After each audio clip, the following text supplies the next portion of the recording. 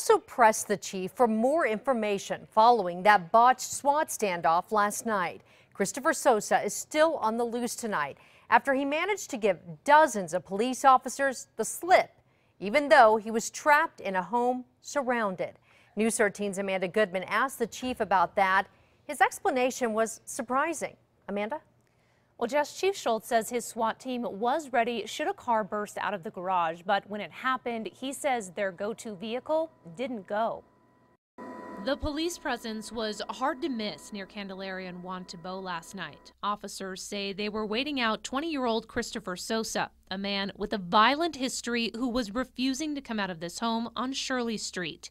He's a man News 13 has reported on in the past. He's used to robbing people, getting his way, being that sort of bullying type offender. Police say he showed his true colors last night with dozens of officers, including the SWAT team surrounding the house. Sosa, who is wanted for armed robbery and other charges, made a run for it. Chief Schultz says he stole the homeowner's car in this garage, then bolted. There was a plan in place to actually stop a vehicle should a vehicle come into play. But Chief Schultz says that plan fell to pieces at the worst possible time. The chief says as the garage door opened, the department's armored vehicle, or Bearcat as it's called, started moving to block the driveway.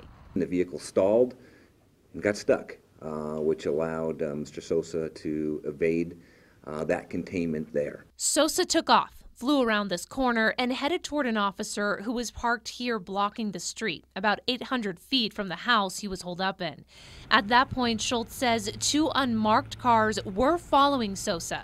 Zach Frankel saw the whole thing. At first, I thought he was going to bash into the police car, and then he kind of drove up on the curb and made a run for it. Chief Schultz says as Sosa came toward the officer shot at the car as neighbors stood and watched. The chief could not say how many shots were fired, but they don't believe Sosa was hit. And once Sosa drove up on the curb, the unmarked units backed off and let him go. Our officers used very good judgment and caution because there were a lot of people out there, so we did not drive up over the sidewalk. Now tonight, Sosa is still on the run, but officers believe he is still in Albuquerque. In fact, he was spotted at a Denny's on Juan Tabo this morning, just a few blocks away from where he had his standoff with police. Just back to you.